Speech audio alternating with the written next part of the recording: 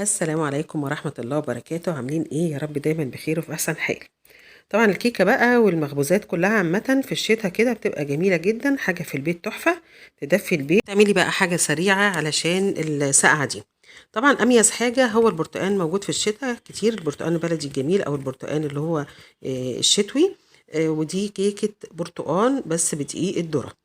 هوريك ازاي الناس اللي ما بتحبش ملمس او طعم الكيك البرتقال بدقيق الذرة بتقول ان هو بيمسك مثلا في البق كده وما بيبقاش مظبوط وبيضايق. هقولك تعمليه ازاي بالطريقة المظبوطة والمكونات المظبوطة جدا ان شاء الله.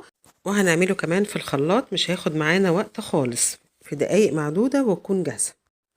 هنبدأ بسم الله الأول. واحنا بندخل دي الذرة كده بتبقى في حاجة عاملة زي الردة كده، أو اللي هو القشر بتاع الذرة مش مطحون قوي. ده ما تحطوهوش كله لأن دوت اللي بيدي الملمس المش مستحب في الكيكة. بصوا طلع خشنة ازاي. أنا برضو هاخد منها معيار معلقتين اتنين بس، وهحطهم على الدقيق عشان تديها طعم دقيق الذرة بعد أما نخلته. يعني بنخل دقيق الذرة عادي، والنخالة اللي بتطلع ديت أو الردة بتاعته اللي بتطلع والقشر دوت بيطلع، انا باخد منه معلقتين اتنين وبحطهم تاني على دقيق الذرة علشان يديله طعم دقيق الذرة المميز. عندي هنا 4 بيضات وعليهم نص معلقة فانيليا. انا بجيب فانيليا سايبة. عندي كوباية وربع سكر، وده عادي سكر تموين اهوت الغامق يا جماعة، اللي بيتعمل منه الحلويات ما فيهوش اي مشكلة خالص. انا حطيت نص معلقة خل بس على البيض، اللي هي الخطوة اللي انتوا شفتوها حاجة نزلت كده. عندي كوباية ونص دقيق عادي وكوباية ونص دقيق ذرة، على حبة النخالة بتاعة الذرة اللي أنا حطيتها أو الردة أو القشر بتاع الذرة ده. وعندي باكنج باودر كاملة، كيس كامل. 3/4 كوباية برتقان، عصير برتقان وقشر برتقان كمان معايا. عندي كوباية إلا ربع لبن رايب أو زبادي، ودوت مهم بصراحة في الكيكة اللي هي بتاعة البرتقان دي بالذات. وعندي زيت هقول لكم معياره وأنا بحطه، لأن نسيت أصوره وأنا حطاه في الكوباية. بسم الله. في شفشق الخلاط هنحط ال4 بيضات عادي مع السكر، وهنضربهم جامد جدا جدا لحد ما السكر يدوب كله وما يبقاش فيه يعني حبيباته جامدة كده. شايفين القوام عامل ازاي؟ شايفين بعد شوية القوام اختلف ازاي وفتح ازاي؟ كده السكر بدأ يدوب اهوت معايا. هحط طبعا قشر برتقال، وهحط برتقال، عصير برتقال اللي انا عاملاه، اللي هي الكوبايه الا ربع دي. خلي بالكم انا بحط المكونات المقادير مظبوطه ان شاء الله في صندوق الوصف، اللي عاوزها كامله بدل ما تعيدي الفيديو مره واتنين عشان حد قال لي على القصه دي. هو بيبقى موجود في صندوق الوصف يا جماعه. هنا حطيت اللبن الرايب وهضرب بقى جامد جدا جدا، انا عاوزه الخليط يبقى فاتح خالص معايا. شايفين ما شاء الله.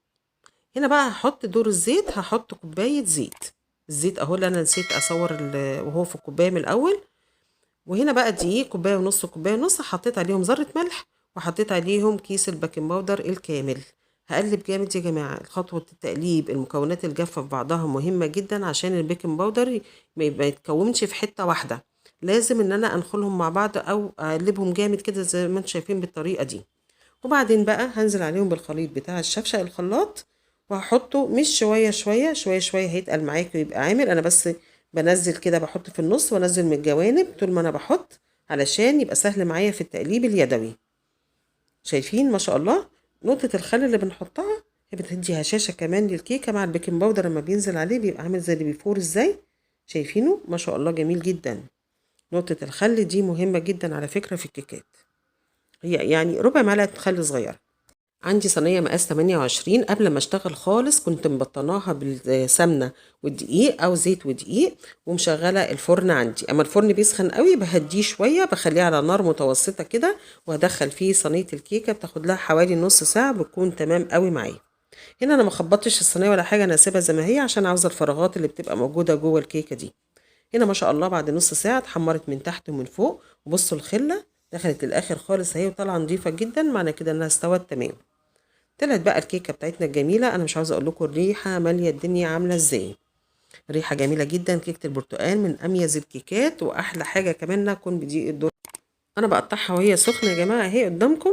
عمرها ما هتهبط، ما تقلقيش، مش هتهبط منك خالص. انا بس بعد ما بقفل عليها الفرن بسيب الفرن موارب شويه كده. شايفين البخار طالع منها ازاي؟